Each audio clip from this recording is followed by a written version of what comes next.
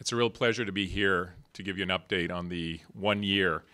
On a very personal note, I'd like to say I'm very happy to be here also in a YMCA. I started my career 34 years ago in community organizations working for the YMCA, so it feels good to be back here. Thank you to the Y. And the Y was one of the first organizations that came to us, and we'll be talking a little bit about that whole partnership. I also would like to acknowledge the presence here of other community organizations as well, and agencies, task force, foundations, and governments that have worked on this response. We're going to talk today about the Red Cross 1 year, but the important thing is the Red Cross did not do this alone. We did this with the partnership and the help of local organizations, and without them, none of this would have been possible. And Mayor Blake, thank you for being here today with us. The strength and resiliency of this region and its resolve to recover is truly remarkable. You've been a pillar of strength, and your positive can-do approach and your leadership has been really inspiring to all of us here. Now, as the 1 year mark of the Alberta fire draws near, we're reminded that this was the largest wildfire evacuation in Canadian history, with more than 80,000 people seeking safety and comfort from across the country. Every household, community organization, and business in this region was affected, from smoke damage and soil goods to severe destruction and devastating loss. For every single person affected by the fires, it will be a defining moment in their lives. There will always be a before and after the wildfires of 2016.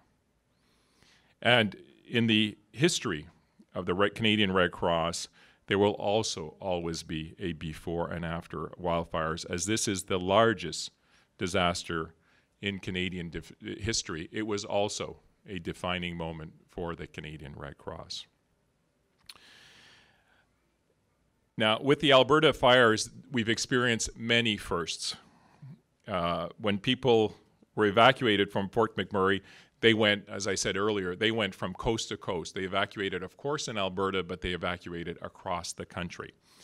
And it was the first time in the Canadian Red Cross history where an emergency assistance needed to be dispersed all across the country at the same time. We had Red Cross personnel throughout Canada there to meet the needs of the evacuees with assistance and guidance. Now, we activated in the early hours 13 call centers to manage more than 147,000 calls in the days following the disaster. Technology was a real game changer and enabled us to innovate. Our online registration was activated to register 65,000 families in a matter of days. And traffic through our social media channels surged by more than 6,000%. To give you an idea, we had 40 volunteers on full-time just managing social media on a two-way communication with requests and information going out on a 24-hour basis. And one of the biggest events occurred when our fundraising ability across the country enabled us in the first week to raise $50 million, but also the fact that everybody registered with us, we were able to transfer direct financial assistance in most of the evacuees' bank accounts within a couple of days following that first week evacuation. I want to remind everybody that this became the largest and fastest transfer of emergency financial assistance ever, not only in Canada, but in the world. That's where we innovated. Of course, the level of assistance that the Red Cross has been able to provide is thanks to the more than 1 million people in Canada who gave generously. This includes individuals, community organizations, corporate partners, giving their time, talent, and donations to help the people within the regional municipality of Wood Buffalo who were affected by the fires.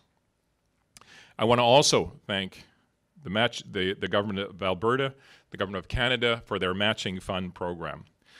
Now, Canadians, and we understand this, didn't just give to the Red Cross, they gave through the Red Cross in order to help the people impacted by the disaster here. And to everyone who donated, I want to say thank you. Thank you for caring, for giving so generously, and for supporting fellow Canadians in their moment of need. Now let me explain the numbers to you. Our grand total in terms of fundraising with the matching fund is to date $323 million, of which $189 million was generously given through donations, and $104 million was provided by the matching fund of the Government of Canada, and $30 million was provided from the Government of Alberta. To date, the Canadian Red Cross has spent or committed $244 million, which is 75% of the total funds. So after 1 year, we have spent or committed 75% of the funds raised. In simple terms, we're helping families and individuals, and we're doing that in three main ways: through direct assistance, through community organizations, and through the support of small businesses. Now, this is unique. The speed in which we've provided assistance is unprecedented. The pace of what we spent during the emergency was quick because that's what was needed. Now the recovery will happen at the pace of the community.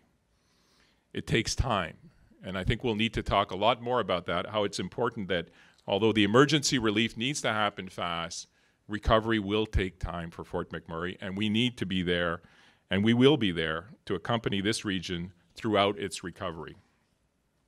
Now, of the $244 million, the 75% spent to date, $183 million has already been spent or committed to support individuals and families. So 183 of the 244.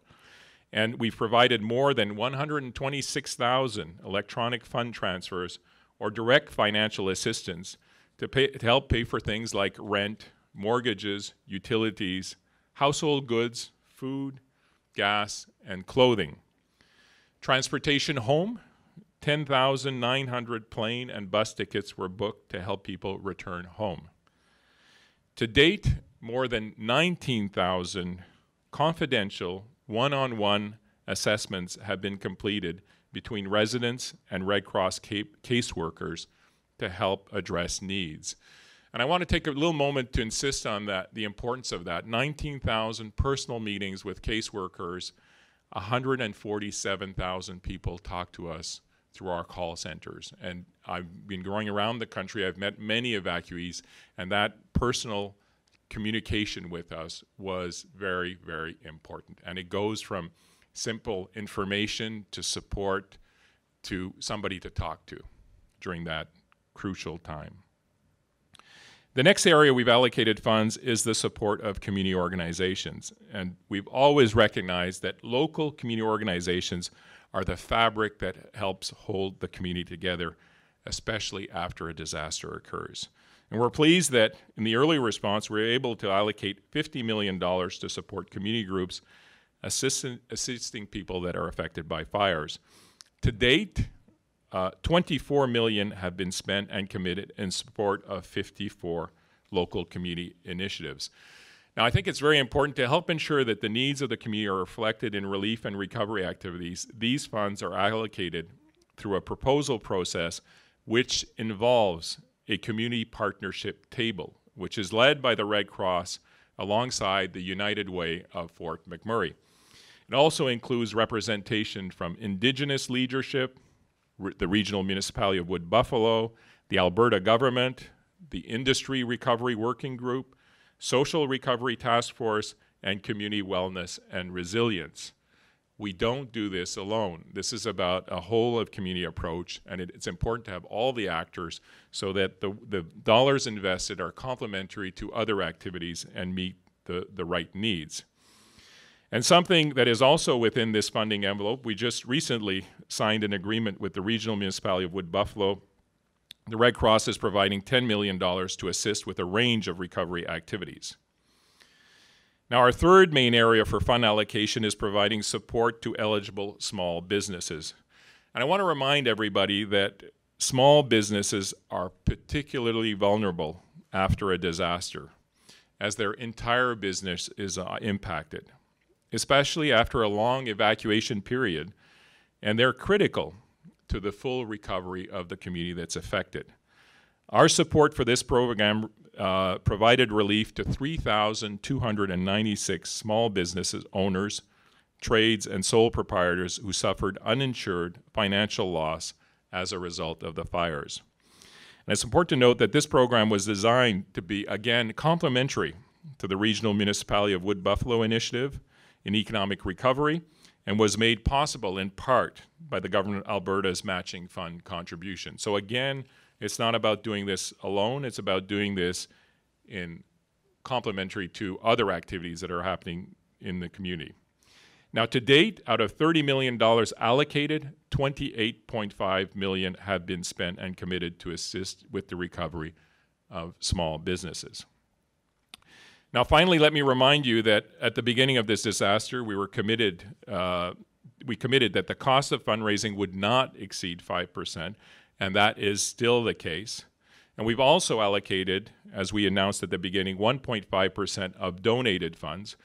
The cost of fundraising, by the way, the 5% is on the donated funds, not the matching funds, on the donated funds. And we've also allocated 1.5% to ensure that the Red Cross is ready and prepared to respond to future disasters in Canada, because as we know, there will be other disasters. So in summary, we've raised $323 million to date. All the funds have been allocated, the $323. We have spent 200 and committed $244 million, which is 75% after 1 year. All funds are held in a trust for the sole purpose of the Alberta Fire operations to support the people of Fort McMurray.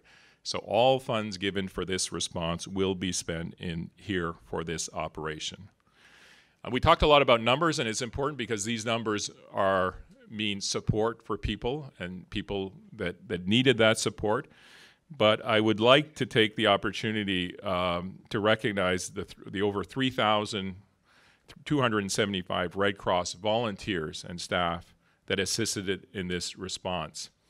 A reminder that in addition to being involved in large disasters, the Red Cross through its volunteers, is involved every 3 hours in responding from people being evacuated from house fires to floods, particularly in this time of the year. We're quite active.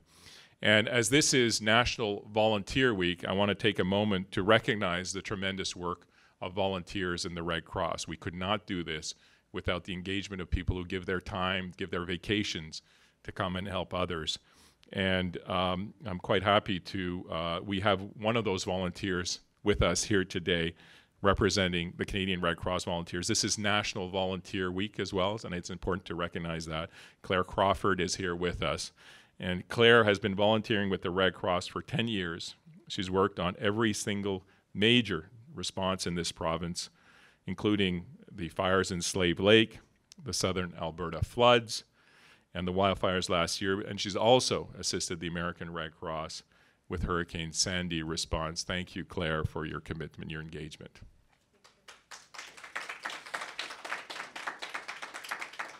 Now, thank you again.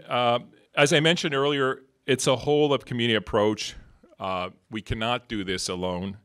And today, I hope that all our volunteers and supporters will see the difference they have made and continue to make in the lives of people affected by the Alberta fires. Now, it's a pleasure for me to introduce Melissa Blake, Mayor of the Regional Municipality of Wood Buffalo. I've seen firsthand the hard work and personal commitment that Melissa has shown throughout this process. We've been in contact from the very beginning, and again, none of this would have been possible without the dedication and commitment of people like Melissa. You're a true inspiration to all of us, Melissa. Thank you so much. There's no question that a year ago we were in a very different state of affairs. When I think about what is community, we were community. Make no mistake about that. What is community now? Community is better and stronger because of incredible persistence and partners that have made it possible.